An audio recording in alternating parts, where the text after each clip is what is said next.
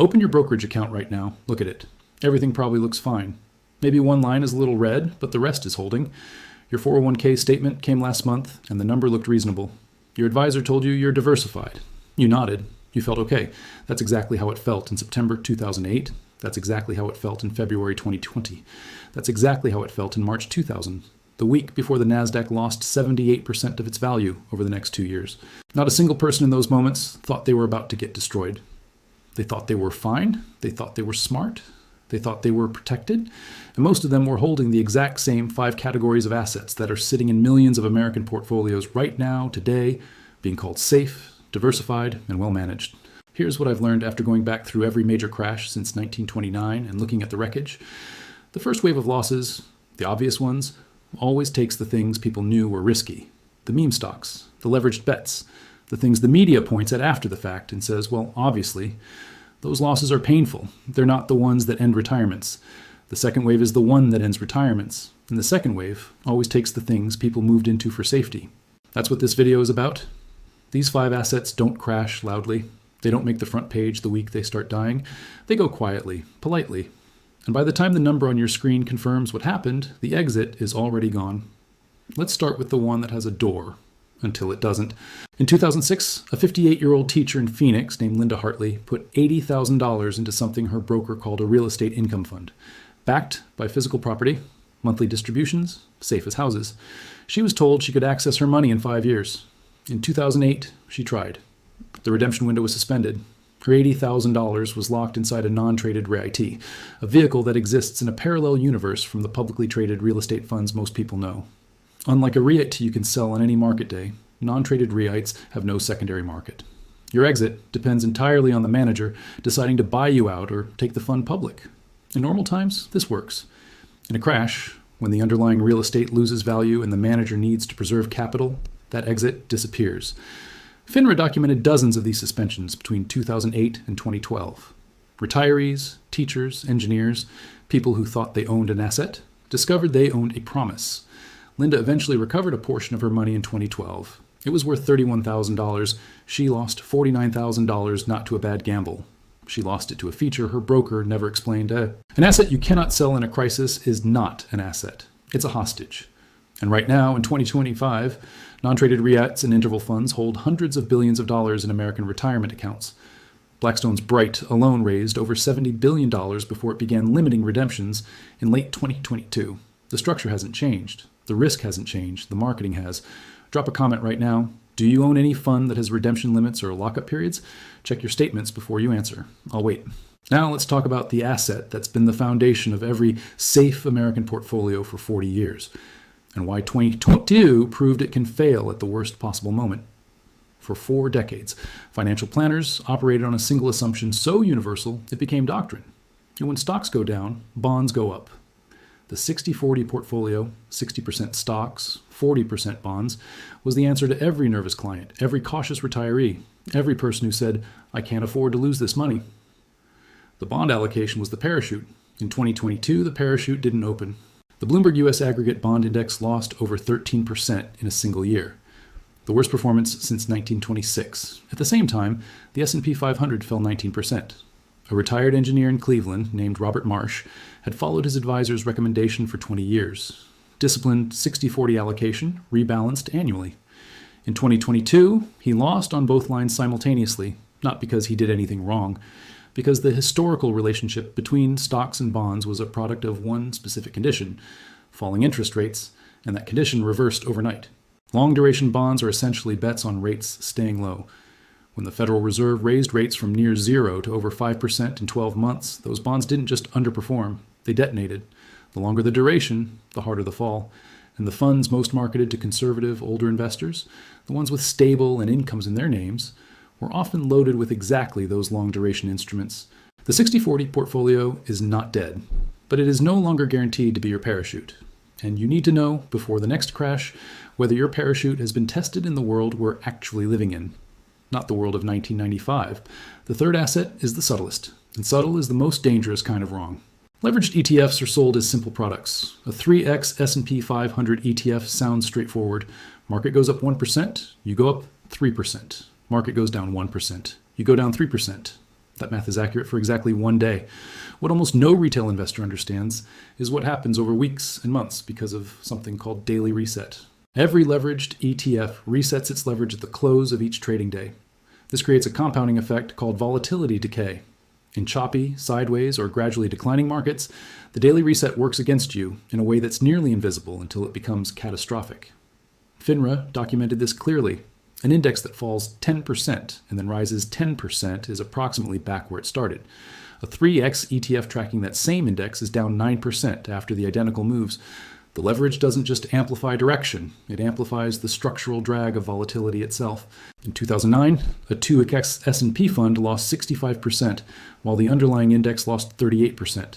In the 2020 crash, a 2x volatility product lost 90% of its value in 3 months, even as volatility spiked. The exact opposite of what its name implied. A 67-year-old investor in Scottsdale named David Chen had held a leveraged fund in his self-directed IRA for 8 months, believing he was amplifying his gains in a bull market. He was, until he wasn't. He lost 71% of that position in 6 weeks. The fund's prospectus warned against holding it long term. The prospectus was 47 pages long. These products were engineered for institutional traders holding positions for hours. They are legally sold to retirees holding them for years. The ghost is in the formula, and the formula is working exactly as designed, just not for you. Now let's talk about the one that doesn't look like a loss because it never shows you a red number. In 2023, high-yield savings accounts felt like the smartest move in the room. 5% APY, FDIC insured, liquid, safe. Millions of Americans, particularly those over 45 with meaningful cash reserves, moved their savings into these accounts. The financial media celebrated the return of the responsible saver. Here's the calculation nobody ran publicly. Inflation was running at 3.7% in late 2023. After federal income tax on interest, at the 22% bracket or above, where most people with substantial savings actually sit, the real after-tax yield on a 5% savings account was approximately 3.8%. Against 3.7% inflation, you were barely breaking even, not building wealth, treading water. And that's the optimistic version. Because the Federal Reserve began cutting rates in 2024. And when rates fall while inflation stays elevated, the high-yield savings account goes from 5% to 2% while your grocery bill stays exactly where it is. The rate you see on the app falls. The cost of everything you buy does not. In every crash recovery in modern American history, the Fed's first move is to slash rates to stimulate growth. 2009, rates to zero. 2020, rates to zero in 2 weeks. When that happens, the cash you moved into a high-yield account is suddenly earning 0.4%, while inflation historically takes years to fully subside. Your savings account does not have a line that reads purchasing power lost today, $12. But that number exists. It runs every single day. And over a 10-year retirement, it is not a footnote. It is the story.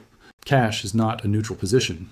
Holding cash has a cost. Most people over 45 with significant cash savings have never been shown that cost as a line item on a statement. It's the most polite robbery in American finance. The fifth one is the one that feels the most like wealth. And that feeling is precisely the trap. Open Zillow. Look at the $2.8 million waterfront condo in Naples, Florida, the $2 million townhouse in Austin, the vacation property in Scottsdale listed as an investment asset. The listing calls it wealth preservation, appreciating, stable, legacy. In the last 3 major downturns, luxury real estate fell harder, faster, and longer than the median market, not because of supply and demand in the abstract, because of buyer pool. A $320,000 house has hundreds of thousands of potential buyers across America. A $3 million condo has hundreds. When those hundreds get margin called, get scared, or simply decide they can live without a second home while their portfolio is down 30%, there is no backup bidder. The floor disappears. In Las Vegas between 2008 and 2012, luxury condos and premium towers lost over 60% of their value, while standard single-family homes in the same city lost roughly 50%.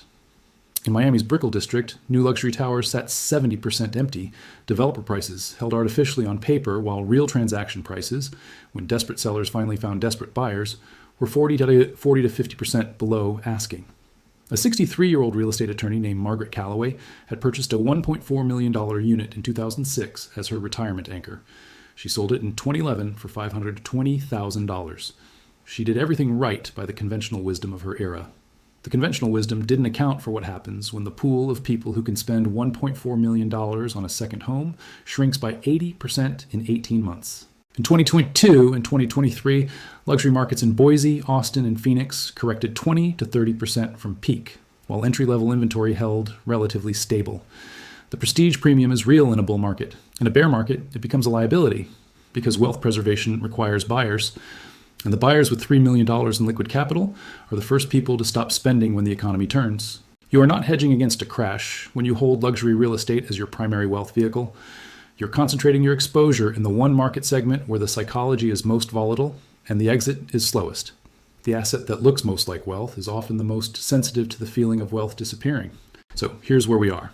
5 assets, non-traded REITs that lock the exit, long duration bonds whose historical hedge breaks when rates shift, leveraged ETFs whose daily math destroys value through volatility alone, cash accounts that lose purchasing power silently every night with no red number to warn you, and luxury real estate whose buyer pool evaporates precisely when you most need someone to buy. The pattern across all 5 is identical. They perform in the conditions they were marketed in. They fail in the conditions that actually matter. This is not new. In 1929, financial historians documented that the investors who recovered fastest were not the ones who predicted the crash. They were the ones who, before the crash, understood exactly what they owned and why, and specifically what each position would do when everything went wrong simultaneously. They didn't hold less. They held differently. In 1987 and 2000 and 2008 and 2020, the same assets that felt safe in the calm turned into the second wave of devastation in the storm. The names changed. The structure didn't. The question you need to ask about every position in your portfolio today is not, has this gone up? The question is, what does this do when everything goes wrong at once? If you can't answer that clearly, not from memory but from reading the actual terms, you have work to do before someone else's panic forces you to do it at the worst possible time. If this video changed how you're thinking about even one position in your portfolio, hit the like button. Not for me, for the next person who's about to move their savings into one of these 5 assets because their advisor called it conservative. Subscribe, because next week I'm covering something the financial media is actively misreporting. The Fed's last 2 meetings contain a signal about the rate cycle that almost nobody over 45 with a fixed income allocation has been told about clearly. That video is called The Rate Cut Trap. If you own bonds, a CD ladder, or a savings account, it will directly affect you. Subscribe so it reaches you before the next decision point. And I need to hear from you in the comments. Which of these 5 are you holding right now? Or which one surprised you most? Your answer might be the next video. I read every comment, not the algorithm. Me.